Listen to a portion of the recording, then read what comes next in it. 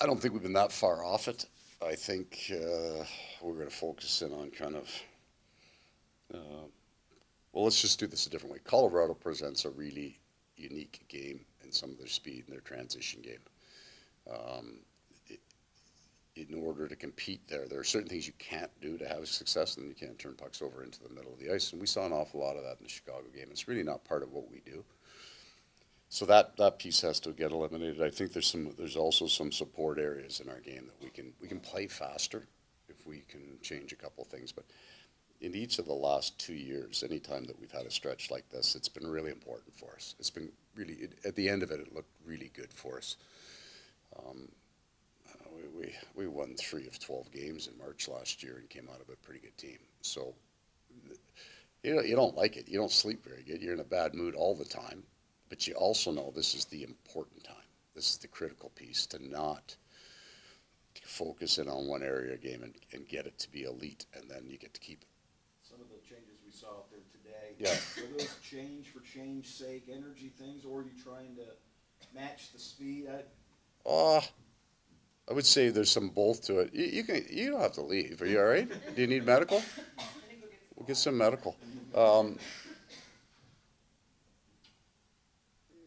the, the the change, the opportunity is there because of the opponent. So they present a certain thing. There's two really powerful lines there. A little more defensive structure, maybe in our top six, could be an important thing.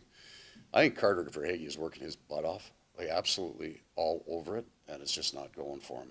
And I flipped him with Barkov and Bennett almost exclusively over the first 2 years, and that worked quickly. Um, and also in part because 2 years ago A2 had just come off the fourth line and had a brand new game, and Lundy was still learning. Like we're working on those guys' games, and even for Anton, it was almost at the back half of last year where we felt his game really changed. So I've got these Lusteron and Lundell now are completely different players, which gives me another option. So I'd like to see what Lusty looks like with Benning and Matthew. I'd like to see that. I haven't. We did it 2 years ago. We liked it, but Lusty was kind of didn't have his own game yet. He was still deferring to those two guys. He wasn't defined. I know what Lusty is now, and I think he does too. So if he plays that game, that could be really good for those guys. And then Carter needs a change. That is just a change. So look at you're not. Usually when a guy is struggling a little bit, he's not working nearly as hard as he thinks he is. Like he's gone away from his game and he's trying a bunch of different things. He's away from the puck. This guy's trying. He's all over it, man. It's just not going for him. So that guy needs a change. Just a little bit of a different center iceman, a different winger, and then especially veteran guys can kind of hone back in on their game. And no sec. Is there something? Yeah, no, there's like 5 guys there. I think I really liked. This will be a long answer. I love what Gadge did in the Jersey series, and then I held him out just kind of precautionary. And Mackey came in and played his best game of the year. And then I wanted Gadge back in the lineup because of what he had done, and I want him part of it. So I think there's 5 guys there that we may rotate in and out a little bit as long as we stay healthy. You just never do. This is more unique than usually I don't have these decisions. So I'm going to move those guys in and out a little bit. I think Bo, we liked him at center when we played him there. A little speed on that fourth line at center. This is a very, very fast team. Very fast. So it's the original answer is you're right on both. It's opponent based, but we were looking for a change. I mean, you talked about it for about a month, saying that you wanted to see more of a better defensive plan in that second line. I know you touched on it a little bit, but I mean, what does that to kind of do to help alleviate the problems that second line has had? Well, he has an ability to stop and knock down pucks, but so does Carter. It's a different style. He's a penalty killer, right? So part of the reason is his brain is wired to see that, to make the adjustments, to move quickly on the defensive side of the puck. He's heavy on the walls, and he plays a simpler offensive game. So he's not trying to make some plays that we want Carter to make. He has the ability to make those plays. So it's just physically a little bigger body, a little heavier. When you look at the structure of that second line, they got some size on it now. Um, that's the style of the game he plays. Well, you weren't there in Chicago, but you put Aaron Ekblad back on power Yeah. play one. What did you see? Right hand there? shot. Okay. It's where the if you put a lefty up there, it has a tendency to work more on the other side of the ice, and we don't like that as much. We like it on the Barkov side. The right-handed shot, puck stays on the right, on that side a little bit more. Keep it that way for a bit, just see it work. Well, I don't like flipping guys in and out on the power play because it takes some time to get into a rhythm. So we'll give it a run. I mean, if it's clearly not working, we'll make an adjustment, but he's run it before. They had a completely different set of guys when he ran it before. So this is a new group because the guys that were there are gone. This is a new group. He's never run this top. And they have pretty defined way that they'd like to look at it. Would you get a look at Adam tonight there? Possibly. Or at least on two? Possibly, yes. Yes, because Nate's out. Because Nate, right, of course. Yes. And trying to get him back in 10 straight. Yeah. You have a conversation with him because he is new to 2 or 3. Okay. Fairly regularly. There's also not a lot to say. The thing about this was, this conversation just doesn't pop up after it. We're talking about before Chicago. But you almost don't learn as much. I'm not trying to, but you'll learn something here tonight because this is as fast a team as you're going to face for the most part. So you want to, when you're, he's been out a while. Yeah, that's tough. It's also the job.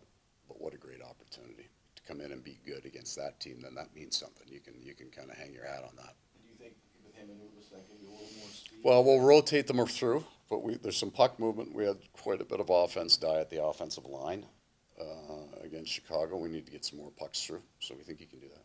And Ubis and Schmidt have been so good. Yeah. Not giving anything up. Do you feel like maybe you're giving a little something up, Well, I hope not. I mean, we hope not. And that's the opportunity that's there. If we don't, then we got a puck mover, a guy who can get the puck through and hold the line and do all the hard things. That's the opportunity that's there for Adam. You talk about speed. Just how unique a challenge is defending Cale Makar? Obviously, he's one of those unique generational type players back there. Most times, if your neutral zone defense or your rush defense is good, defensemen will then move the puck, defer, not try to get into that hole. But he can. So even if you're right on whether you're running a trap or a wing lock, he's going to get through you because of that extreme speed. And then in the offensive zone, he's going to pull that puck across the line. He's going to generate 2 feet. He's going to open the ice 2 feet for the people around him because there's not a lot of guys like that can do that. It's just that ability. So that means you have to play a little more inside. Their zone time numbers are off the charts, right? Their offensive zone is the best in the league. There's them in Edmonton. There's a reason for that. Those guys, even if you're right, will create a lane. They'll just beat you with that speed. So the adjustment the teams will make is they'll pack a little tighter to the house. This is all geometry, right? If you're chasing a guy when you're on his hip, you got to match him step for step. If you're 10 feet inside him, you don't have to match that, right? You stay inside it. That creates greater zone time for their team. That's why their numbers are as big as they are. You got a little bit of a taste with Verhaeghe next to Lundell during the playoffs last year during the Tampa series. I mean, how comfortable did that make you in helping to make that decision? All of that plays into it. The bigger part of it is that Anton Lundell's a different player than he's been at any point in his career now because of maturity. So there might be something here that we love. The idea that you could have Carter Verhaeghe play in the 3-hole,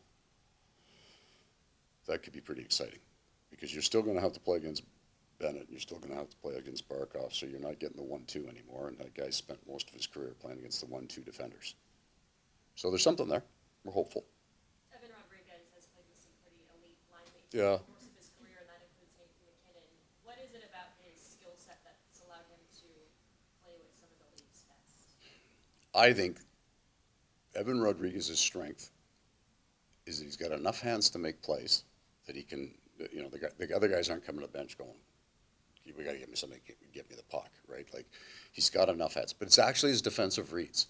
So he gets on pucks and above pucks, and he's quick to read the defensive part of the game. And there is a bit of, so the word, it's either cheat or anticipation that you apply to all great players, right? If they're really great, they anticipate. If they're just under that, they cheat. You need somebody there that can kind of service that idea. They can make enough plays, but when he's on his game, and I think he has been, he's not cheating for any offense. He's on the right side of it, and it helps those guys play a little bit. Thank you. All right, everybody. Goaltender. Bob. Sergey? Yes, sir.